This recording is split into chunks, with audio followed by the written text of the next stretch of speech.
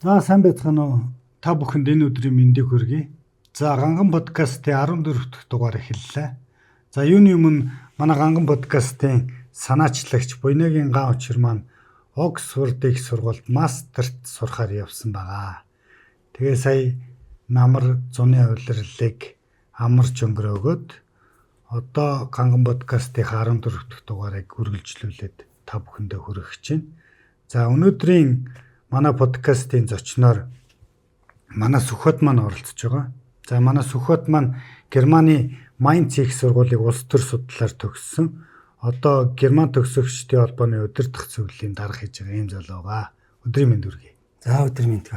За өнөөдөр бид хоёр юу ярих вэ гэхээр одоо сая сүүлийн 2 сарын Монголын улс төрд бас том одоо энэ хямрал бий болж өнгөрлөө. Одоо энийг засаглалын хямрал гэх үү, үнцүүлийн хямрал гэх үү, улс төрийн намуудын хямрал гэх үү те.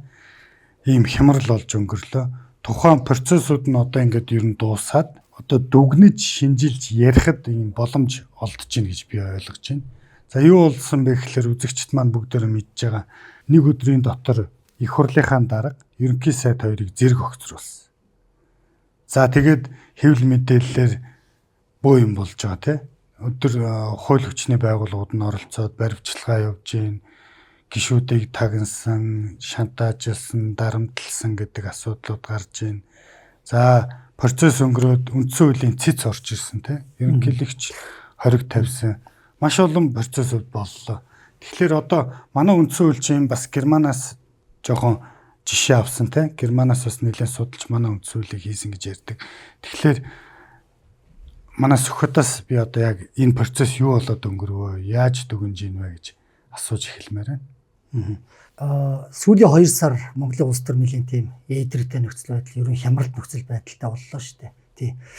Тэгээд яг судлаач хүний үүднээс харвал энэ одоо хямралын гарал үүсэл нь хаанаас вэ гэж харах юм бол улс төрийн нам дээр очиод энэ бууж байгаа. За. Арчлалын 30 жилийн одоо энэ он жилүүдэд Монгол улс нэг зүйл дээр бид нараас ерөн алдсан юм байна. Тэр нь шүү дээ энэ улс төрийн нам. Сая одоо Монгол Ардын намын одоо зөрчил төрийн институцийн хоорондын зөрчил болоод тий зөрчил болоод за ингээд цаашаа үндсэн хуулийн хямрал за ингээд хэрвээ магадгүй ингээд цаашаа үргэлжилсэн байсансан бол одоо ингээд эдийн засаг нийгэм ингээд дагаад хямраад бүр улс орн нэлийн их тийм хүнд байдалд орохоор нөхцөл байдал үүслээ шүү дээ. Сая бас чи өөрөө асуулаа тийм энэ юу болж өнгөрөө дүгнэлт хэсэг дээр тийм. Тэгэхээр хамгийн түрүүнд улс төрийн нам гэхэлэр бид нэг юм ерөнхий одоо яриад иж болохгүй. Яг юун дээр алдаа гаргасан юм. Улс төрийн намын хүний нөөцийн асуудал. За тий. Тэгэхээр миний одоо судлаач хүний харж байгаагаар улс төрийн намууд дээр одоо нийгмийн юм шилдэг элитүүд ч юм уу тийм ээ ёс зүйтэй бас тодорхой хэмжээний мэдлэгтэй за бас зөв хандлагатай хүмүүжлтэй ийм улсууд очихоосоо илүүтэйгээр ашиг хонжоо хайсан улс төрийн намыг одоо төрд хүрэх эсвэл өөрийнх нь ашиг сонирхлыг ингэж одоо бүрэлдүүлэх хангах ийм хэрэгсэл болох одоо сонирхолтой ч юм уу гүйцэд төлөвшөж амжаагүй ийм улсууд аль ч улс төрийн намууд дээр очсон байна. За бид нар юм бол энэ улс төрийн намуудыг төвчгт нь ярьж шүү. За энэ дээр бид нар ингээд Германы туршлагыг аавна гээл тийм ээ одоо улс төрийн намуудыг бид нар ингээд төрөө санхүүжүүлэх юм бол мундаг сайхан болоод манай Монгол улс ингээд цэнгэлийн манлаад хүрээл одоо учиргүй сайхан хөгжөөл ингээд явчихна гэж одоо би бас одоо бодохгүй. Германд бол одоо жишээл улс төрийн намуудыг ингээд бас одоо компаниуд ирэх ашигаас мөнгөтэй хүний ирэх ашигаас нэг жоохон ангид биелэх байлгаа гэдэг үднээс төрөөс ингээд одоо төсвөөсөн санхүүжилтүүд явдаг. Манайх биш тийм энийгээс хуулбарлсан. Одоо эхэлж байна тийм. Одоо ер нь бол эхэлж байгаа. Гэхдээ миний гордлого биш тийм ээ. Сайжрна гэсэн гордлого бол байхгүй. Яагаад гэвэл асуудал биш тийм ээ. Энэ намууд дээр байгаа хүний нөөцийн одоо энэ улсуудын боловсролын асуудал байна. Мэдлэгийн асуудал байна. Хандлага, зарчмын асуудал. За энэ суур хүмүүжил байхгүй залуучууд одоо шийдвэр гаргах төвшөнд гарч ирвэл ямар аюултай зүйл бодгийг бид нар сая харлаа шүү дээ. Энийг биш тийм ээ би ганцхан өөр тодорхойлоод байгаа байхгүй. Нөгөө дэмжий гэдэг нэг санал хураалт болсон шүү дээ. За энэ нь л биш тийм ээ Монголын түүхэнд байхгүй хамгийн одоо ёс зүйгүй зарчимгүй. Гэтэл одоо германч дээр тийм ерөн одоо энэ барууны өндөр соёлтой арчил өндөр хөгжсөн орнууд чинь парламент нь ёс зүй, ёс суртахуун, зарчмын хамгийн өндөрлөг байгаа байхгүй. Өндөрлөг. Тэндээс нийгэм лугаа энэ зөв үйлдэлтэй, зарчимтай энэ юм чи ингээ бороош ингээ туслаад түгээждэг байхгүй. Тэгсэн манайх эсэргээр болцсон. Манайх биш тийм ээ энэ дээр гарсан усууд чинь нийгэм руугаа юу шидэж ийн гэхлээр хой чи одоо дэмжий гэдэг ийм зарчимтайгаар ард иргэдийнхээ ийм бүтээл сэтгэхүй устгаж эхэлж байгаа байхгүй. Ийм аюултай нөхцөл байдлаар сая орлоо шүү дээ. Гэхдээ энэ биш тийм ээ эрх хэрэгч намын зөрчил үндсэн хуулийн институцийн хямрал болгож сүүл рүүгээ одоо зарим нэг улсын хурлын гишүүд үндсэн хуулийн цэц рүүгээ сая айгүй мохо бүтүүлэгт хайрлаа шүү дээ. Тэр юу гэсэн үг вэ гэхэлэр энэ одоо Монтескьегийн одоо чи сайн мэдэндээ бас тэгээд Монтескьегийн төрийн эрх мэдлийг хуваарлах онол гэж байгаа шүү дээ. Тий. Эн чинь юм аюу тийм гайхамшигтай бүтэж олсон юм байхгүй. Хэсэг бүлэг улсууд олуулаа нийлж хагаад бас төрийн эргэлт хийж болдгийм байна гэдгийг бас манай энэ жишээ дүнгийн 2025 онд харууллаа шүү. Тэгэд баруун хонд одоо хөгжсөн орнууд чинь тийм учраас нэг газар их мэдийг төвлөрүүлж болохгүй чек and balance гэд харилцсан бие биенийг хямдаг тогтолцоог бий болгож өгч байгаа байхгүй. Тэгсэн сая нэг жижигсэн одоо юугаар харсан л багтай фэйсбүүк явьжсэн нөгөө нэг 10 хүүхдийн хочтой нэг гişүү мэдэн штэ. Тэ тэр нөхөр нэг тийм ярьж байна. Хой улсын хурлаас одоо сонгогдсон одоо яв томлсон 3 үндсэн үеийн цэцгийг эргүүлэн татах тухай ярина нэ. А тийм мэдээлэл сонссон. Тэ нэг юм ярьд. За энэ нээш тийм ээ тэр хүн энэ арчилсан одоо төрийн эрх мэдлийн тухай онол энэ арчлалын онлын тухай ямар ч түүж ойлголт байхгүй парламентын засаглал гэхлээр парламент нэг юм өөрөө засаглаад явдаг юм шиг нэг юм буруу ойлголттой. Ард иргэч ч гэсэн нэг тийм буруу ойлголт төрүүлээд байгаа байхгүй. Парламентын засаглал гэхлээр одоо парламентыг засаглаар тийм ээ одоо ингээд парламентын засаглалтай тийм байхгүй. Тэгээд бид нар ч гэсэн сайн мэдэндээ энэ Япон бол одоо цэвэр парламентын засаглалтай Англи одоо парламентын засаглалтай, Герман парламентын засаглалтай. Энэ парламентын засаглалтай орнууд чинь парламент нь үндсэн нэг юм 4 үүрэг байгаа. Тэрнийхээ хүрээнд л ажиллана. За нэгдүгээрт одоо хууль тогтоох, тийм ээ. Хоёрдугаарт сонгох. Өөрөөр хэлбэл парламентаас одоо Герман жишээлбэл томлох, одоо сонгогдох. Одоо үндсэн хуулийн цэцгийн гишүүдийг одоо сонгох. Ерөнхий сайдаа сонгох. За хяналт тавих. За хяналт тавих гэдэг дээр шүү дээ. Энэ хяналт тавих функцийг сүр хүчин гүйцэтгэв. За нөгөөд нь болохоор ард түмний хүсэл зоригийг одоо илэрхийлэх. Илэрхийлэх гэсэн ийм одоо үндсэн 4 үүрэгтэй. Тий. За ингээд эдгээр шиг ингээд алдартай нэг check and balance гэдэг харилцаагаар бие нэгэ одоо ингээд тэнцвэржүүлээд ингээд хянаад явдаг байхгүй. За ерөнхийдөө нэг ийм их байна тийм ээ дүгнэлт маяг ингээд их юм одоо тэгэхээр дүгнэлт чинь бол ерөөсөө л хувь хүнээсээ л болоод байна те. Хүний одоо манай монголчуудын соёл их үү, зарчим их үү, үнэт зүйл их үү хүнээсээ болоод ийм алдаанууд гараад байна гэж дүгнэж байна уу? Биш тийм ээ ерөн сүулт биш тийм ээ ийм дүгнэлтэнд хүрсэн. Одоо бид нар 2019 онд ингээд үндсэн хуулийн дагуу өөрчлөлт оруулсан шүү дээ. Тэ? За ерөнхий сайдад нэг харьцангуй эрх мэдэл үгүй. Өөх манай энэ тогтолцоо л одоо ерөн болохгүй байгаа учраас ингээд манай улс ерөөсөө нэг л сайн өөрчлөхгүй байна. Хөгжихгүй байна. За одоо ингээд тогтолцоогоо өөрчилчих юм бол одоо бид нар ингээд өстой цэгмлийн манлаад хүргээд улсын хурлын гишүүнийхээ тоог 126-д хүргэж байна. Сонгуулийнхаа тогтолцоог пропорционал элемент оруулж ирээд ингээд жагсаалтаар оруулдаг болоо. Жагсаалтын гишүүд бол одоо зөвхөн л юу ярьдаг. Улс орны одоо бодлогын тухай ярьдаг, бодлого ярьдаг. Том бодлого ярьдаг. Тойргийн гишүүд чинь болохоор ингээд жалга домныхоо юм яриад ингээд Монголыг ерөөсөө хөгжүүлэхгүй. Тэгсэн сая бид нар харсан жагсаалтын гишүүд юу яриа сууж байгааг бид нар хараад суусан шүү. Тэд нар ч нөхөө нэг одоо нэг юу бодсон шүү дээ. Зарчим, үнэт зүйл одоо арчилтаа хүмж биш. Тэр чинь нөгөө нэг жагсаалтаар оруулсан намын дарагдаад бид нар чинь ингээд гүйцэтгэдэг байгаа байхгүй тийм ээ. Намын дарга намын дарга надад юм боломж олгоцсон жагсаалтаараа боломж олгоцсон би одоо гişүү болцсон. За одоо тэгээс та юу ч хамаагүй ярьж байгаа хамаагүй гэсэн байдалтай. Ийм дур зүргийг бид нар сая сүүлийн 2 сар одоо чиний хэлдгээр бас харлаа шүү дээ. Улс төр ингээд энэ нөхцөл байдал дээр. За одоо тэгээд саний улс төрийн нөхцөл байдлыг одоо би бол тэгж л дүгнээд байна. Одоо сая сүүлийн 2 сар бүтэн зодон боллоо шүү дээ. Тэгсэн. Одоо энэ зодоноос ч болоод улсын хурлын хуралдаж чадах байлц. За засгийн газар нь одоо сайд нар нь бүрэн ажиллаж чадах байлц. Нөгөө ерөнхий сайд нь сайдаа огцруулаад томилуулж чадах байлц. За дээрээс нь ерөнхийлөгчийн институт оролцсон тий. За дахиад дээрээс нь баахан хүн цагдаагаар шалгаж ийн гэл баах мэдээл гараад идэг тийм үү. Тэрийг барьж хорлоо гэл.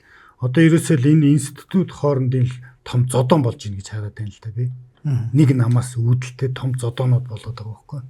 Тэгэхээр энэ одоо Германд жишээлбэл одоо Германч их сайдлахын ерөнхийлөгч байдаг те. Захиад засгийн газартай. Энэ Германд бас ингэж институтсууд хоорондоо зодтолдож байна уу? Яа, Германд одоо улс төрийн соёл гэдэг утгаараа эднийхэн биш тийм ээ. Одоо төрийн институцийн ийм хямрал бол манайх шиг одоо нүүрсэн тийм зүйл байхгүй. Тийм зүйл байхгүй. Гэхдээ бас нэг юм бид нар биештэй бүр онцгой хэлмээр. Германд бас одоо жишээл бүх юмыг ингээд хуулиар зохицуулаад одоо кодцсон үгүй. Маргач одоо юм л болвол ингээл хуулинд тэгж бичээгүй юм чинь ингээл. Хуулинд ингэж үндсэн хуулинд ингээгүй юм чи би ингэсэн гэл тий. Энэ зарим энэ хуулиар зохицуулагдаагүй кодлогдоогүй энэ зарим зүйл одоо янз бүрийн нийгмийн харилцаанууд байна. Би асуудлууд байна. Эдгэр дээр биш тийм ээ Германууд жишээлбэл ёс зүй, шудраг ёс, үнэт зүйл, зарчим. Одоо зарчим хэлсэн тий. Ёс уртхан тийм ээ. Энүүгээр эднэр чинь ингээд засварлаа ч юм уу эсвэл энүүгээр бас ингээд яваад явчих жоохгүй. Морал гэдэг байхгүй моралаар аваад явчих тий. Манайх чинь болохоор яг үний яг дээр бүх юмыг ингээд одоо чив төрөгийн одоо харилцааг хүртэл ингээд кодлох гэдэг байхгүй. За гант толгой төр ингээд тэг нэг ийм одоо нэг юм үг үсгийн араас хөөцөлдсөн нэг ийм л юм одоо сүулт ажиглагтаад байна л да. Хуучидгээл ингээд сая сүулт ярьсан үндсэн хуулийн цэцгийн шийдвэрийг одоо тогтоол гинөө дүүлд гинөө юу гинөө гал ингээл баахан юмнууд хэлэлцэн хэлцгүйгээл нэг юм үг үсгийн араас хөөцөлдөд. Яг ийм том зургаараа эдний хийсэн үйлдэл шудраг ёсонд нийцж чинь үү үгүй юу ёс уртхуун зарчимд нийцж чинь үгүй юу гэдэг энэ том зургаараа юмыг харна л да. Ард түмэнд өгөөж байна уу баа. Ард түмэнд өгөөж байна уу баахгүй нэг нэгдүгээрт. Хоёрдугаарт нэг чухал юм үндсэн хуулийн нэг чухал юм улс орны хүний эрх хэрэгчлөө арчилсан энэ тогтолцоог бас хангахаас гадна үндсэн хуулийн маш том нэг функц байгаа. Үндсэн хуульд дурдгдсан үндсэн хуулийн институтуудын хоорондын харилцааг үндсэн хуулиар зохицуулсан байхгүй юу? Тэгэхээр хамгийн гол бичиг баримт чинь одоо засгийн газрыг огцруулъя. Одоо ерөнхийлөгчийг одоо хугацаанаас өмнө одоо импичмент хийгээд энэ болгон чинь дандаа үндсэн хуулиараа зохицуулах гэсэн юм. Үндсэн хуулийн тэр маш тодорхой бичсэн байгаа юмыг нэг дэмжиг одоо дэмжихгүй дэмжий гэдэг юм миний одоо харж байгаа үйлдэлээс харах юм бол энэ одоо сүүлд гараагүй Монголын ийм одоо 90 саруу сэтгэхүйг үгүй хийсэн үгүй хийх магадaltaй ийм л одоо жоохон ёс бус үйлдэл ус юм уу да онцгой үйлдэл усаа гэж би бол судлаач өнөөхөө дүгнээд байгаа. Германы ерөнхийлөгчтэй холбоотой юм гэх юм бол ярих юм ер нь бол одоо юу байгаа л да. Энэ ч тийм ба баг бүтэн подкаст болно. Яагаад Герман ерөнхийлөгчөөс шууд сонгодгүй юм? Парламентын засаглалд яагаад хоёулаа дараа нь тэрийг ингээд нэг дараа нь товч тодруулчих. Товч тодорхойлоо. Саний ингээд болсон процессуудыг ингээд нэг бүрээр нь би зүгээр ингээд харж байхад ажиглаж байхад миний зүгээр хувь дүгнэлч юу. Сая юу болоод өнгөрөө гэхэлэр ингээд институт хоорондын мөргөлдөөн зодон болоод эндээс хамгийн их хохирол амссан институт нь би зүгээр хувьдооч их хурл буюу парламент гэж ойлгож. Одоо бүх зодон болоод дууссан чи яасан гэсэн чи их хурлын даргагүй болсон. Дахиад ардын намын бүлгэнд тамгатай тамгагүй 2 бүлэг болсон. 30-30-аар 2 өгсөн. Олохгүй болсон. Дахиад ардчилсан намын бүлэг нь нэг 3 оттой шийдвэр гэж байгаа тийм. 3 оттой шийдвэр хэн болгон дагна гэж. Гишүүд болгон дагах хэрэгтэй гэсэн 3 оттой шийдвэр гаргаад санал хураалтанд орсон чинь зарим нь эсрэг дараад зарим нь эсвэлтлэрээ санал хураалтанд оролцохгүй. Тэгэхээр ингээд одоо ерөнхийлөгч гүйцэтгэх засаглал хууль тогтоохгүйн 3 институт хоорондоо сая ингээд бүтэн хямрал болоод зөрчилдөөн болоод энэний үр дүнд парламент суларчлаа гэж хараад байгаа байхгүй би. Одоо их хурлын даргагүй те дэд дарга нь үндсөөл зөрчсөн. Бүлгүүд нь ийм асуудалтай болсон. Тэрнээс одоо энэ гурыг чинь одоо миний ойлгож байгаагаар бол төр эрхтэд байгуулгана улсын хурл. Тэгсэн ирнэ ингээ хамгийн их хохирол авсан энэ би одоо их хурлын институт гэж хараад байна л да. Энэ дээр ямар одоогийн гүйцэтгэх засаглалын тэргүүн зандан шатарт улсын хуралд өөрийн олох байхгүй. Олохгүй ерөнхий сайд. де факто баг огцорцоо. Тий одоо ер нь бол олон байхгүй тий. Яг тий одоо яг конотари гэдэг ингүүд шүү дээ 64 гишүүн арай хөрөхгүй л байна л та тий. Нөгөө сайн ч гэсэн байж тээ тэгсэн шүү дээ. Нэг байхгүй олонхыг дэмжигээд нэг байхгүй олонхыг хиймлэр бүрдүүлж ягаад засгийн газараа унах гэж үзлээ шүү дээ тий. Яг тэрнтэй адилхан яг зандан шатартай шүү дээ. Өөрийнх нь бодлогыг дэмжих улсын хуралд хангалттай олох байхгүй. Тий. Энэ юу гэсэн үг вэ гэвэл зандан шатар реформын шинжтэй ард иргэд улс орны одоо нэм тулгымцсан асуудлыг шийдвэрлэх одоо магадгүй зарим ч юм шүү дээ ийм маргаантай төвхтөө гашуун шорвог шийдвэр гаргах шаардлагатай болно шүү дээ. Тим юм хийж чадахгүй л гэсэн үг. Олонх нь байхгүй. Яг тэгвэл айгүй тийм сул ерөнхий сайд байхгүй сул засгийн газар. Улс орн чинь зарим тохиолдолд яхахгүй бас нэг реформын шинжтэй тийм шинжилэл хэрэгтэй шүү дээ. Тийм юм дээр л одоо ерөнхий сайд ирэх мэтэл бол хүч дутнаа л. Ер нь бол харьцангуй одоо хүч дутна. Нэгдүгээр. Тэгвэл нөхөр яасан бэ гэхээр парламентээр огцроод үндсэн хуулийн шийдвэр гаргаад үлдсэн тий.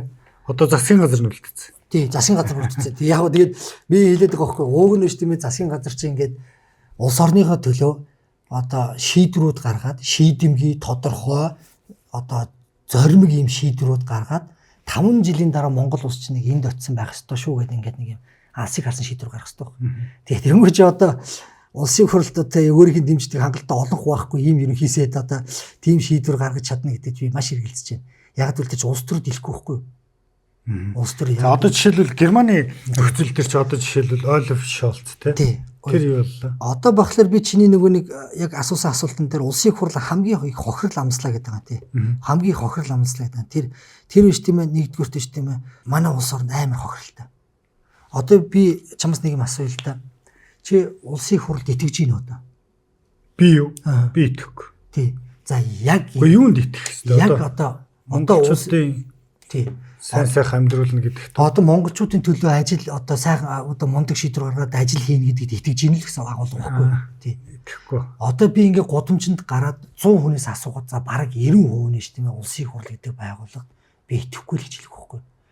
Энэ ш тийм ээ одоо маш юм хортой. Нийгэмд ш тийм амар хортой. Ямар хортой гэхээр улсын хурал, засгийн газар, ерөнхийлөгч, үндсэн хуулийн цэц. За одоо улс төрийн намууд гэдэг манай Монголын төрийг бүрдүүлж байгаа энэ үндсэн хуульд дурддагдсан энэ одоо үндсэн хуулийн институт байгууллагуудад ард иргэд итгэл өстой юу ч байхгүй болсон. За энэ яг үгээр ийм итгэл муутай ард түмэн одоо хизээ сайн үйлдэл хийхгүй нийгмийн төлөө. Юу гэсэн үг гэхээр биш завчаа байна уу? Хулгаал ярьдаг. Харин хулгаал ярьдаг. Эсвэл авилгал ярьдаг. Одоо хамгийн том жишээ чи одоо хувийн хвшид ажиллаж байгаа одоо сайн мэдэндээ энэ бол тий. Төрийн албаныхоо одоо дэмжээгүй дэмжиж гэдэг юмыг штэ гаргуйцаа хэргэлдэн штэ. Одоо гайлынхан байна, нийгмийн даатгалынхан байна, датрын байцаагчийн. За одоо ингээд янз бүрийн хуулиудын ингээд энэ загвал заалцуудыг чам дээр барьж орж ирэл гантулга одоо надад таалагдсан юм ярил би карманаас баруун карманаас гоё юм гаргаж ирнэ. Гантулга PD-гээ дургу үргээд ах юм бол зүүн карманаас юм гаргаж ирэх байхгүй. Тэгэхээр эдгээр чинь ийм сэтгхүүг шүү дээ алж байгаа байхгүй. Тэгэхээр нийгэмд одоо хувь хүн буюу одоо индивидуал улсууд энэ нийгмийн төлөө хэзээ сайн сайхан юм хий гэж ирсэн бодохгүй байхгүй. Хүн хараагүй бол камер л байхгүй бол гэж. Одоо тэгэхээр дээрээ моралгүй болчихлоор доотлол нь моралгүй болчихлоо. Тэгэхээр энэ саяны улс төр дүрнсэн энэ үйлдэл шүү дээ мэ. Ер нь их тийм Монгол улсалч дээр Монгол улсын парламентыг ганцхан одоо байгаа парламентаар төсөлж болохгүй шүү дээ. Тий. Үеийн парламент, дараа бүрэлдэх үеийн парламент, засгийн газар гэдэг энэ болгонд шүү дээ айгүй тийм хохиролтой их муу юм болсон. Айгүй муу юм болсон тий. Тэгээд яг энэ одоо хэлэх гээд байгаа бас нэг юм биш тийм ээ. Энэ ер нь улс төрчид залуу байна уу, хөгшин байна уу хамаагүй байна. Тий. Боловсралтай байна уу, ёс суртахуунтай байна уу, мэдлэгтэй байна уу, зарчимтай. Бас зарчимтай байна уу гэдэг юм ярихгүй бол залуучууд ч гэсэн сайн юу ялна шүү дээ тий. Тэгтээ ш тийм ээ энд байгаа залуучууд бидний 80-ад оны үеийг одоо төлөөлөхгүй шүү бас нэг одоо тэрийг ш тийм ээ бас хилчгийн зүйтэй тий. Хүн болгоод 80-ад оны залуучууд биш тийм ээ бүгд нэг юм бас тоншчи тий. Дэмжээгүү дэмжий гэсэн тийм сэтгүүтэй бас биш шүү бас тий. Бас энэ нийгэм хувийн хвшилд аягүй олон мундаг залуучууд ажиллаж байгаа шүү дээ. Тий. Энэ зарим улсыг хурд сууж байгаа энэ нөхдүүдээс хав илүү юм ярих ийм залуучууд манай нийгэм зөндөө байгаа тий. Одоо залуу хүн, бодловсралтай хүн гэдэг дээр чи ерөөсөө нэг юм миний зүгээр хардаг нэг үнцэг үед яадаг вэ гэхлээр ардын намыг хэлээд бид нэр одоо ингээл нэг институттэй байгууллага гэлээдэг хөхгүй. Би бол зүгээр ингээ харахтаа зүгээр юм махны машин шиг харагдаад байгаа хөхгүй надад. Одоо тэр хэдэн онд үлээ 2009-10 онд одоо Сүү Батулд Монгол улс ерөнхийсэд ардын намын дарга болоод ерөнхийсэд болсон шүү дээ. Тэр хүн ч одоо тэр үед л одоо бизнесмен те Лондонд л нэг сургууль төгссөн те гадаадад төгссөн бизнестэй тийм хүн ардын намын дарга болоод юу хийлээ? Юу ч хийхгүй. Нөгөө зах зээлийн нийгэм хүний эрх хэрэгжил юу ч байхгүй. За араас нь манай одоо бидний үеийн төлөө л те 80 оны оюун эрдэнэ те өнгөрсөн хавар огцрогтноос хаан учир битээр нийлээ үүрэггүй. Хошоо ус нэмэрлсэн битээр. Тэгээ оюун эрдэнэ яасан Харвард төгссөн мэт. Тэгээ сая 5 жил ерөнхийсэд ихтэй Монгол улсыг хааш навьж. Тэгэхээр энэ тэр махны тэр Монгол ардын нам, хуучин Монгол ардын усгалт нам гэдэг чинь махны машин богохгүй. Дээдлэлт нь 1000 гадаадад төгссөн бизнестэй хүн аваач тавиал вакуумжуулаад яг өөрсдийнхөө байгууллагын соёлыг явуулчих. Тэгээ тэндээс ямар ч тийм Харвардын, Лондонгийн аль эсвэл чөлөө зах зээлийн бодлого харагдахгүй байхгүй. Бүр улам дарангуулагч болол те. Төрийн төрөө данхаалгаал, төрийн өмчт компаниудын тоог нэмэл, төрийн албаагчдын тоог нэмэл, татвар нэмэл, сонгуультай бэлдээл. Энэ ерөөсөн тэндээс ямар ч тийм барууны онол нөгөө чөлөө зах зээлийн юу ч харагдахгүй. Тэгэхээр би бол энэ ардын намыг бол тийм машин байна гэж харж байна. Тэгэхээр одоо дараа нь одоо болж байгаа намын дарга учрлаас бас би юм хүлээхгүй байхгүй. Яагаад гэвэл энэ ч махны биш. Тэр хүн 1000 гадаадад төгссөн 1000 бизнестэй байсан. Тэгэл ардын намын дарга бол энэ механизмд орол. Тэгэл дарангуул тэ өөрөө хэрхэн яаж амьд үлдэх үү? Би яаж оршин тогтнох үү гэл хүрээлээд хэлээл ингээл явчих. Үнэ одоо тэгэл миний харин түрүү чи хэлээд байгаа тийм л дээ. Тэгэл энэ за тэгэхээр Harvard гэдэг чинь зүгээр нэг юм PR-ийн хэрэгсэл. Яг тэр Harvard дотор нь байгаа үнэт зүйлсүүдийг ерөөсөө өөрийн болгож аваагүй байхгүй. Одоо би нэг жишээ хэлье. Амар уйсгал нэг юм нэг олон сэтгүүлчдийг цуглуулаад нэг хэвлийн хурлыг аль нэг юм яриа хийсэн шүү дээ. Тэгэл тэрэн дээр нэг юм хуулийн засаглал гээл тий.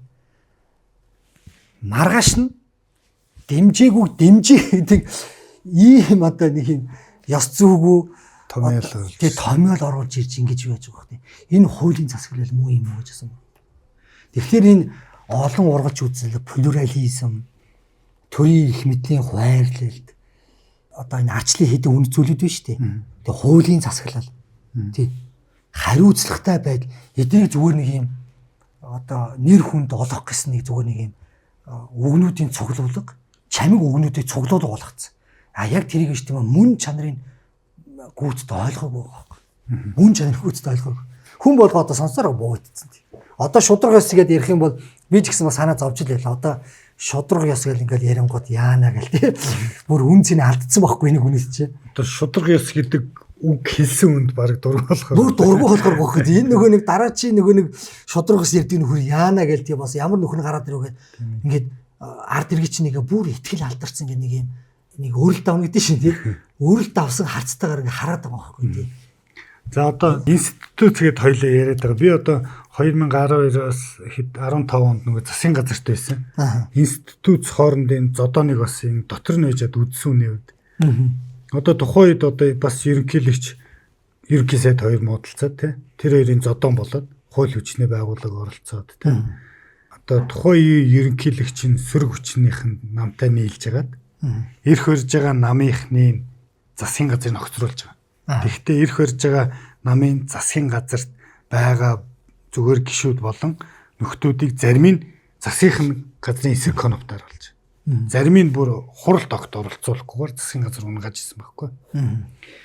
Тэгэхээр тэр үе чинь бол одоо 11 жил өмнөх юм ярьж шít 14 онд огцорсон засгийн газар. Тэгэхээр тэр үед ерөнхийлөгч ерөнхий сайдын зөрчил байсан уу байсан байна. Зодон болж исэн үү болж исэн байна. Одоо 11 жилийн дараа дахиад яг нөгөө зодонч болж байгаа хөөхгүй.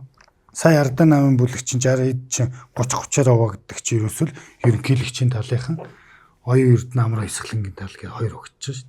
Тэгэхээр миний хэлэх гээд байгаа санаа чинь ерөнхийлөгч ерөнхий сайд гэдэг одоо энэ манайхаа ярдэмдэ 1-3 гэл те. Энэ хоёрын зодонч бол одоо энэ институт хоорондын хямралыг бий болгоод байгаа юм биш үү?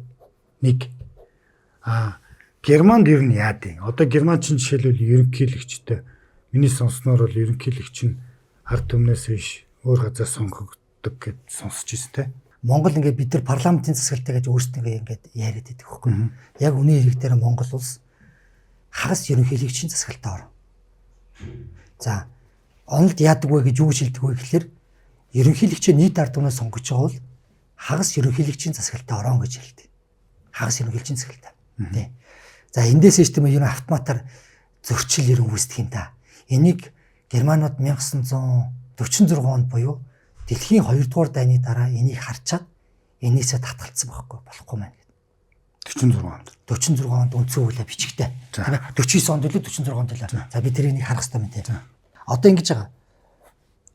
Парламентын засаглалчин болохоор ер нь бол ерөнхий сайдын одоо засаглал.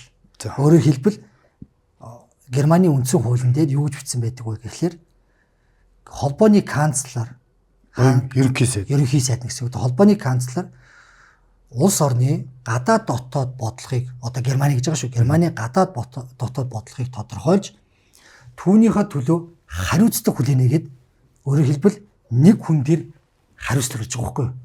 За одоо танай компани дээр ингэж яриад гэх юм бол гантуулгын хажуу дахиад нэг 2 4 5 захирал суудсан байхгүй. Тий. Хин хариуцлага өөрөх мэддэхгүй, хин эцсийн шийдвэр гаргахыг мэддэхгүй. Одоо манайд бол нэг юм бантан болчиход байгаа байхгүй. За бантан гэж хэлэхэд одоо юу тий. Одоо үндсэн хуулиараа бид нэрээс хамаагүй дайраад иж болохгүй ч. За ерөнхий сайд нь за парламентээс за ерөнхийлөгч нь. За ерөнхийлөгч нь за ингээ ерөнхий сайд нь парламентаас ингээд юу яана сонгогдоод одоо дийлэх олонхын сандлаар ингээд одоо гараад ирнэ. За ерөнхийлөгч нь холбооны чуулган буюу одоо манайхаар сүйдээ юм өргөдгсөн парламент гэж хэлээд байгаа. За парламентын гишүүний тоотойгоо мөн адил тоотой одоо можуудын төлөөллийг нэмээд парламентын чуулган гэдэг одоо ганцхан байгууллага ганцхан ерөнхийлөгчийг сонгох зорилготойгоор одоо бүрддэг ийм байгууллагаасаа ерөнхийлөгчийг сонгогдтыг. Ерөнхийлөгч сонгогдтыг. Одоо шууд сонгогддог байхгүй нийт ард түмнээс шууд сонгогддог. Өөрөөр хэлбэл парламентын олонхийг байхгүй болгож жагаад. Тэгээ парламентын олон цөгийн харилцааг эвдэж гин гэсэн үг байхгүй юу? Тэгээ ер нь эвдэж жагаад мөн тооны гишүүд гэж оруулж ирж жагаад ингээд ерөнхийлөгч можуудаас манайханд бол аймагуудаас орж. Одоо аймагуудаас орж байгаа. Гэхдээ Герман бохлын холбооны улс болохоор манайхаа томлж байгаа онд л тоо. Нэгдэх нь бол тийм газар сонгогд юм байна. Төлөөллийн байгууллагаас. Хоёр дахь нь одоо ямар үүрэг функц одоо холбооны ерөнхийлөгч одоо хамаардаг вэ? Ямар юу хийж болдгийг бэ гэж асуудаг байгаа юм. Тэнгүүд ерөөсөө л нэг улс төрийн шалтгаанаар 20 тавих хэрэг байхгүй. Зөв буруу тавих хэрэг байхгүй. Одоо Бундестагаас гарч байгаа хууль тогтоомжууд үндсэн хуулийн дагуу байна уу? Процесс нь үндсэн хуулийн дагуу байна уу? Одоо нэг манайхаар хэлдэг халдартай дэмжиг хэсчгээд одоо мошгсон байна уугүй юу гэдгийг шалгана. Утга агуулга нь үндсэн хуулинд нийцэж чинь уугүй юу гэдгийг шалгана. Тийм. За ингээд ерөөсөө үндсэн хууль. Бид нар чинь сая ингээд одоо Германыг дуурайгаал 2000 сонгуулийн тогтолцоотой бол ингээд пропорционал элементийг оруулж ирсэн шүү дээ. Жагсаалт бол тэрийг бүр үндсэн хуулиндаа зааж байгаа бол тийм ээ. 78-ыг тойргоо сонгоод 48-ыг жагсаалтаар сонгоно гэл. За ингээд сонгосон. Улс төрийн намуудаа бид нэрш тийм ийм чухал үүрэг гүйцэтгэж байгаа юм чи улс төрийн намуудаа бид нар юу яа. Одоо төсөө санхүүждэг бол ингээл бас л дуурайсан тийм ээ. Одоо Герман бас ингэдэм байх ингээл юмуд дуурайгаал ингээл тэгсэн.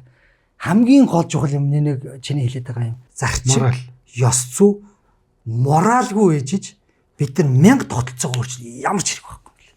Ямар ч утгагүй юм бэл бүр удаач байхгүй юм бэл. Тэгээ одоогийн хэлэнгүүд тогтолцооны юм чи яах юм гэдэг байгаа байхгүй. Тийм. Гэхдээ яг нөгөө за ялгааг нь л харуулах гэдэг байхгүй. Одоо жишээлбэл Монгол улсын ерөнхийлөгч одоо ард түмнээс сонгогдож байна. Тэгж байгаа тийм. За дураараа улсын хурлын хууль дээр хориг тавьж. За улс төрийн шалтгаанаар тийм ээ. Тэгээд хууль санаачилж байгаа шүү. Тэгсэн чинь Германы ерөнхийлөгч хүчний ерөнхий командлагч байна. Тэр чинь бас амар Германы ерөнхийлөгч бол одоо парламентархуу маркемаас сонгогдож штэ. Төлөөлөл сонгогч нь ард түмний нийт ард түмнээс биш. Дур зоргоороо буюу улс төрийн зорилгоор хориг тавьдаг юм байна те. Ингээд эрхүүд нь өөрөө штэ. Зөвхөн нөгөө ялгаануудын л одоо энэ сонсогч нарт хэлж өгөх гэдэг байхгүй. Одоо дэлхийн 2 дугаар дайны дараа Герман шинэ үндсэн хуулиа бичсэн гэдэг. Тий. Тэрнээс өмнөх одоо үндсэн хуулийн дээр Германых одоо яг манайх шиг засаглалтай байсан байхгүй. Ийм хагас ерөнхийлөгчийн засаглалтай.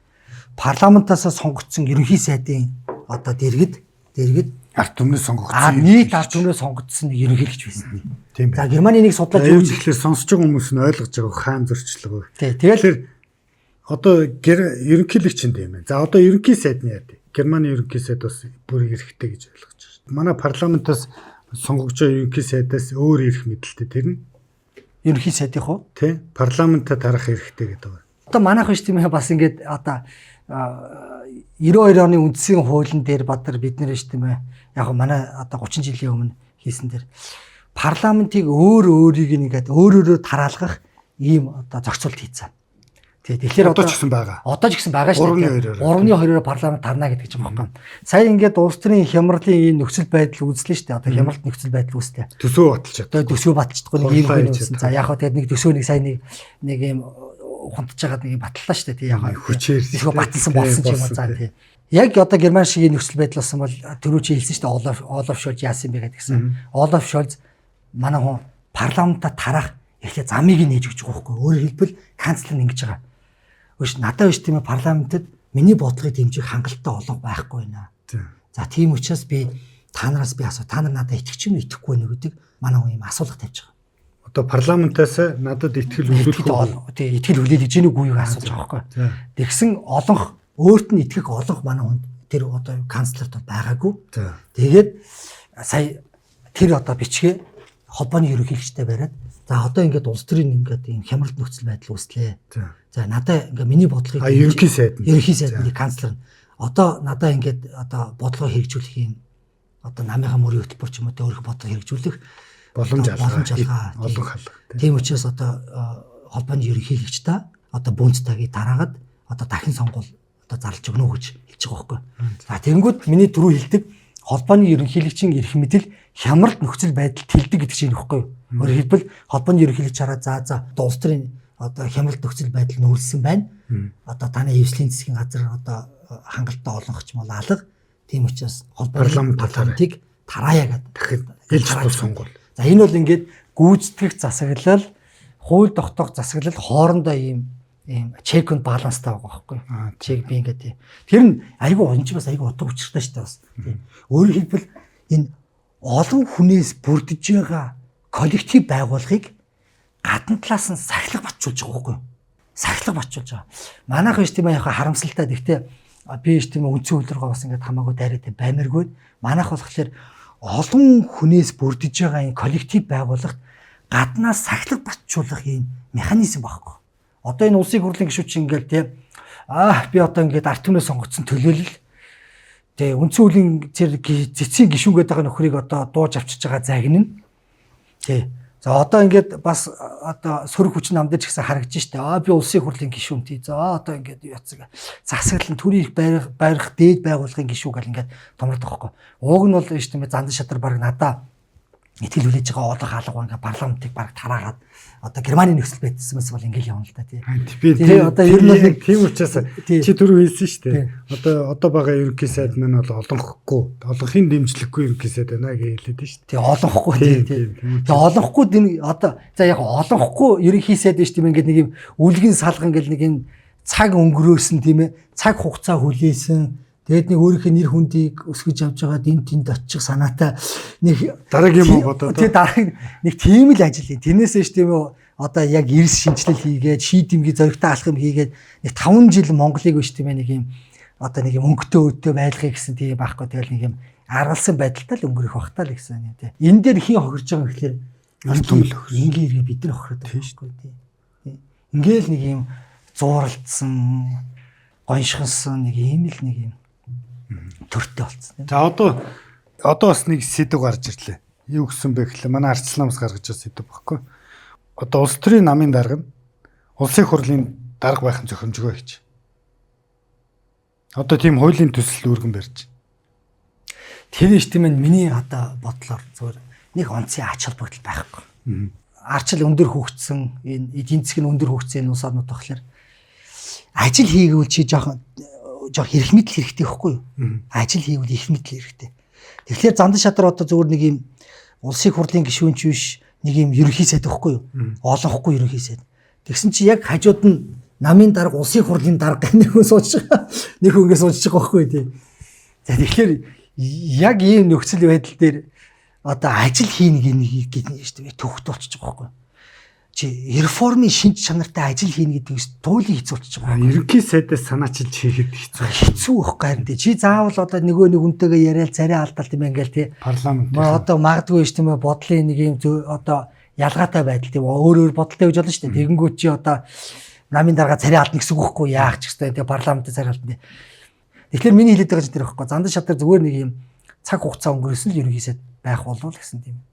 Тэрнээс том өөрчлөлт бол хийж чадахгүй. Энэ нөгөө кейсүүд харлаа. Одоо тэгэхээр урд нь бол ийм кейсүүд байсан. Одоо 2014 онд Ардчилсан намын дарга нь Зандан хөвгийн хувьд их хурлын дарга. Ерөнхий сайд нь сайхан бэлэг. Тэгээ 16 оны сонгуулиар энэ хоёр ялагдсан байна. За дараа нь Мегомбийн хувьд Ардын намын дарга, хурлын дарга. Ерөнхий сайд нь Ж Эрдэнэт. Тэгээд Эрдэнэт нь огцроод дараа нь Мегомбийн хувьдыг огцруулсан байгаа байхгүй. Тэгэхээр зүгээр өмнөх кейсийг харахад ийм хослол явдаг юм байна л гэж. Тэгэхээр одоо магадгүй учрал нь хурлын дарга болно те.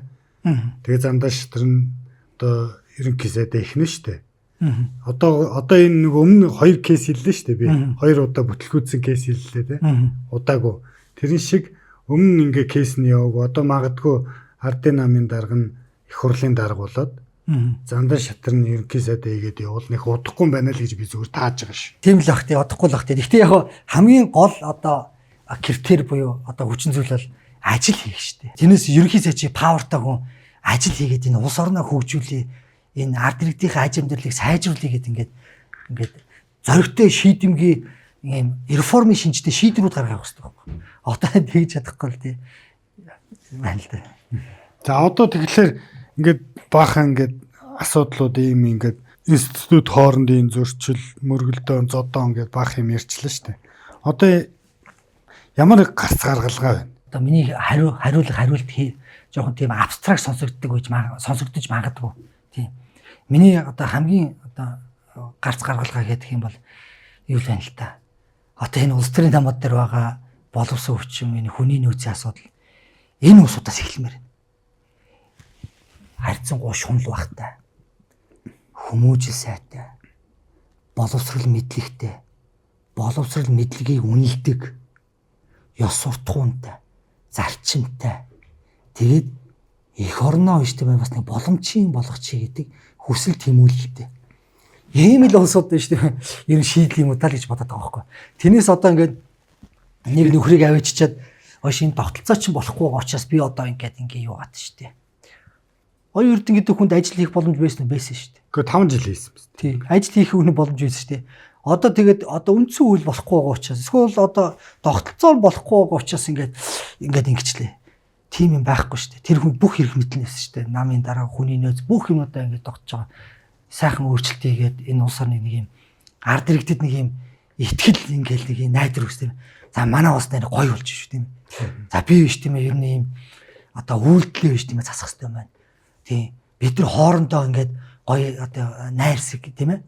Ийм гоё нийгэм бүтээх юм байна. За би биш тийм ээ бизнесээ хийгээд ингээд явах юм бол их одоо амжилтанд төрөө гоё болох юм байна. За ингээд нэг юм ихтгэл найдвар нэг юм урам зориг өгсөн. Тийм юм сүлээж юуж авах дандаа хулгай. Авилга, ашиг сонирхол, эрх ашиг олуулаа нийлж хагаад одоо юм тоншиж гэдэг. Тэгээд энэ нэг юм муухай одоо эффект чинь ингээд доошоо нийгэмлүүгөө ингээд юу яагаад байгаа одоо бороо шиг ингээд одоо шиврээд байгаа байхгүй. гарц шийдэл гэж одоо ерөөсөө л хүндэл байна л гэдэг шүү дээ. Би бол ш тийм тэгж л юм. Одоо би ингээд тогтолцоог бид нар өчнөө юм сольж үзлээ шүү дээ. Тэгээд тогтолцоогоо сольж үзлээ. 3 дахь хүчин мөч ингээл нэг явж үзлээ. 3 дахь хүчин тэгэл ер нь мөнгөний машин л болж хувирлаа шүү дээ юм л тийм ээ. Тэгээд сонгуулийн пропорционал элемент оруулж ирээд Монгол тэр гишүүд нь мундаг юм ярьдаг болно гэж тэгсэн. Одоо тэр сая жагсаалтаар орж исэн гишүүд яаж шүлсээ өсчүүлээд гүйжсэн бид тэр нүдэрээ харлаа шүү дээ. Хэнийг хамгаалаад гүйж байгаа юм тий. Юу хамгаалаад гүйж байгаа. Тэгэл нэг үг үсгийн араас хөөцөлтэй бол тий. Тэгэхээр одоо нөгөө нэг миний сая хэлдэг юм чи бүгд байхгүй гоохгүй. Тий боловсрлаалаа, хүмүүжил хаалга, сэтгэл хаалга одоо өөр юу гэдэг тий. Германч бохлын нөгөө бидний хэлээд байгаа одоо за магадгүй өндөр хөгжилтэй Японч юм аа. Зарим болохгүй одоо магадгүй нэг юм тийм юмнуудыг эдгэр чинь ингээд ёс зүй сайхан ёс зүй шудраг ус гэдэг тийм ээ нэг ийм өөрийнхөө үйлдэлүүдээр ингээд сайхан засварлаа явчих واخгүй. Одоо энэ бага удирдлагуудтай л холбох гэдэг юм л да. Одоо сая ингээд ардын нам 2 тал болоод бүтэн байлдаа зодтолтлоо шүү дээ. Би энийхээ бүх булхаа лөврийг ил гаргалаа. Бүгдөө одоо сошиал дээр бүгдөө хэвлэл мэдээлэл хэрэгслүүдээр ил гарсан тийм үү? Хин хідэн тонн нүүр сулгаалсан, хин ямар хэрэгт холбогдсон, зарим нь цагдаа шүүхээр барьлаа тий. Одоо их хурлын дэд дарагч тэр чиний хэлээд байгаа алах зөгч жогоод үнцүүл зөрчсөн үү? Зөрчсөн. Тэгсэн чи яас? Ямар шийтгэл хариуцлага байхгүй. Улсын хурлын дэд даргаас нь буулгасан гэж хэлсэн шүү дээ. Хан тэгээд цаашаа бага юм уу? Одоо мэдгүй. Одоо хоорондоо эвлэрсэн юм чи хариуцлага байхгүй. Хан тий. Тэгэхээр одоо миний эмзэглээд байгаа. Одоо эвлэрлээ гэд нөгөө бүх улгаанууч байхгүй бол хин ч хариуцлага үлээхгүй. Дээрээ ийм учраас одоо ингээд нөгөө доошогоо юм болчиход байгаа байхгүй. Одоо чи түрүү хэллээ шүү дээ. Камер байхгүй бол хүмүүс ингээд далдуур шивнэлдээ айлсвал хулгай хийдэг гэдэг. Одоо энэ бүх бизнесийн байгууллагууд чи хамгийн тулгамчаад байгаа асуудал ч хүний нөөц хүн байхгүй бас. За хүн авлаа гэхлээр дахиад нөгөө ёс зүй чиний хэлдэг нөгөө зарчмууд чинь байхгүй болсон. Хулгай хийдэг те. Худлаа ярьдаг, цагтаа ярьдаг. Тэгэхээр ингээд нөгөө дээр парламентны үлгэрэл үзүүлэхгүй те. Засгийн газрын үлгэрэл үзүүлэхгүй болохоор доошогоо бүгд адилхан болж байна. Ингээд нийгмийн моральгүй байдал газар авчих. Нийгмийн ялзралчин газар авчих واخгүй. Энэ бол үнэхээр шүү дээ. Айгүй харамсалтай тийм. Тэгэл үндсэн үйл зөрчсөн гэд нэг гишүүнийг бол ингээд тодорхой хэлсэн шүү дээ. Тэгээ ямар арга хэмжээ одоо хоорондоо тэгтээ учир зүг олдсон учраас бид нар одоо болцсон бандантаас хийж байгаа юм болоо тий. Чи тэр шүү дээ бас нэг юу байгаагүй шүү дээ. Одоо үндсэн үлийн зүйл заалтыг яриад 43-ийн тэдийн тийдгээл ингээд ингэж ярьсангүй шүү дээ тий. Тэ чи тэр ярьж байгаа юм чи арай тийм одоо зүйл заалт үг үсгийн хойноос хөөцөлдөөгүй нийт энэ нийгмийн шударгасны талаар ярьж байгаа байхгүй. Үндсэн хууль ба шударга ёс гэдэг подкаст хоолой юм одоо подкастнда одоо өнөөдрийн сэдвүүдээс тэгээд нэлэлцсэн байгаа шүү дээ. Тэгээ одоо тэгэхээр ингээд энэ хямралуудын талаар ярьж байгаад эцсийн дүндээ одоо хөндөө байна гэдэг дүгнэлтэнд үрж шүү дээ тийм үү? Одоо тэгтээ бид нэр одоо цаашдаа яах юм. За одоо энэ ингээд хагарал энэ хэрүүл тэмцэл яах ингээд ардын нам нь хил амаа болоо те дарга зэрэгээ томлоод тэгээ хоорондоо учир зүгөө болоо засаг масхаа ингээд цааш явах юм байна. Энэ ер нь цаашдаа ингээд зөв замаар явахын тулд зөв голдөрлөөр явахын тулд дахиад ийм алдаа гаргахгүй тулд дахиад ийм болохгүй тулд ер нь яаж явах вэ? Одоо ингээд хямралт байдал түр намжиж байгаа юм шиг л харагдаж байна л да тий. Түр нэгэл намжиж байгаа юм шиг тий учир зүгөө олжиж байгаа юм шиг гэл ингээл тий. Тэгтээ яг шарах нь бол гүйцэд анигдаг л байгаа хэл да тий. Тэгтээ мэдээж одоо хүнээсээ гадна тогтолцоо чухал өгвөл мэдээж чухал л да. Мэдээж чухал л тий. Дистрал нь шүү дээ хүнээсээ эхлэх зүйтэй юм болоо тий. Тэгээд дараа нь тогтолцоогоо өгөх хэрэгтэй гэдэг. Зөв замаар орсон уу юу гэдгийг шүү дээ. Одоо би бол одоо яг харах юм бол хийж чадахгүй л юм тий. Ягаад гэвэл хүн гэдэг одоо ийм одоо индивидуалист хүн чинь цаг тутамд өөрчлөгддөг юм байна. Тэ? Одоо урьдчилан дүгнж хэлэхэд бол миний зүгээс л одоо хэцүү л юм. Ягаад бол Монголын улс төрчин ингээд цаг тутам секунд тагчгаар юмуд нь өөрчлөгдөж штеп тий. Тэгэхээр миний хэлэх гээд байгаа юм ерөө одоо энэ парламент энэ дээр байгаа улсууд энэ нэг шударгаас зарчим энэ юунуудыг биш тийм нэг зөвөр условны биш одоо вербал биш тийм амаараа гэдэг ярьдаг биш. Бодит үйл дээрээ ингээд нийгэмдээ түгээсээд. Тэгжиж л Монгол улс шүү дээ бас нэг юм өөрчлөлт хөгжил дэвшил ирэх болов гэж л гордож шүү дээ тий. За би бол одоо наад үгэлтэй чинь бас санал нийлж байна. Миний хувийн бодол болохоор би нэг хоёр юмыг ингээд тодруулаад бас хэлчихье гэж байна. Эхнийх нь юу вэ гэхээр За намын дарга нь их хурлын дарга байсан ийм 2 кейс юм. Эхнийх нь болохоор Зандаа хүүгийн инх болд Ардчилсан намын дарга 2014-өөс 16 онд байсан. Тэр үед нь сайхан бэлэг ерөнхийсэд байсан. Тэгээ энэ хоёр нам өдөртөж ороод инх болд нам өдөртөж ороод 16 онд навс ялагдсан. За 16 оноос хойш Мегон инх болд Ардын намын дарга тэгээ их хурлын дарга. Тэр үед нь ерөнхий сайд нь Ж Эрдэнэт байсан. За энэ хоёр хоёулаа бас огцорсон. Санаж байгаа бол нөгөө шудраг 5 муу гараад те ингээ огцруулсан. Хоёулаа фейлдсэн гэсэн үг. 2 кейс байсан фейлдсэн гэсэн үг.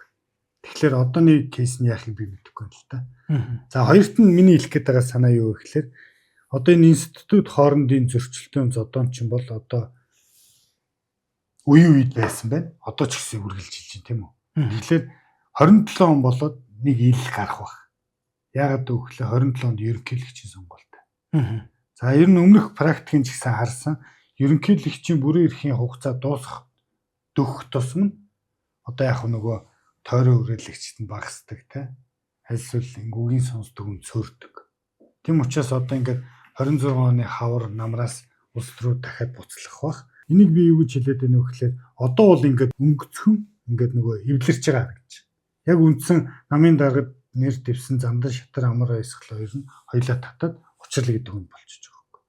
Тэгэхээр энэ одоо өнгөцхөн ингэж зодооно балруулдаж харагдаад эвдтэй байгаа юм шиг харагдаж байгаа боловч ирэх 26 оны хавар намраас зодоонууд эхэлнэ. Одоо сая ялагдсан тал буюу одоо ингээд оюун эрдэнэ амар баясгалангийн тал бол одоо хард дарсан зүуд гэдэг лөө. Тийм өдөр шөнөд эхэлж байгаа. Яагаад гэвэл өнгөрсөн 5 жил 6 жилийн хугацаанд хамгийн их павер, хамгийн их эрх мэдэлтэй байсан 2 хүн энэ хоёр. Бүх албан тушаал эрх мэдлийн хуурилтууд хийж ирсэн хоёр байхгүй. Одоо тэгээд де факто ямар ч хуурилтанд оролцохгүй жирийн болцсон. Тэгэхээр өдөр ирэх тусам эрх мэдэл нь алсална. Хүч нь суларна. Гэхдээ эдгээр чинь одоо ингээд хоорондоо эвлэрсэн хариуцлага тооцъё гэдэг энэ зүйл чинь ингээд баллуурагдаад алга болчих юм шүү. Одоо ойлголцсон гэдэг. Ард түмэн бол одоо харж байгаа шүү дээ. Ингээд нүүрсний хулгайчд гэдэг айгүй олон нэрлэлээ шүү дээ. Тэгээ одоо ингээд эвлэрлээгээд алга болчихвол энэ ард түмэн нэх хэвчтэй шүү дээ. Ялангуяа сөрөг хүчин буюу Ардчилсан нам өглөө болгон сануулж байгаа шүү дээ. Хөөе нөхөр энэ юу болсон бэ гэлээ. Хөөе зүүн сайдаа. Хаана нэ нөгөө хулгайчд чинь. Баахан хулгайчд зарлаад байсан одоо хаана. Тэднийгээ зарл.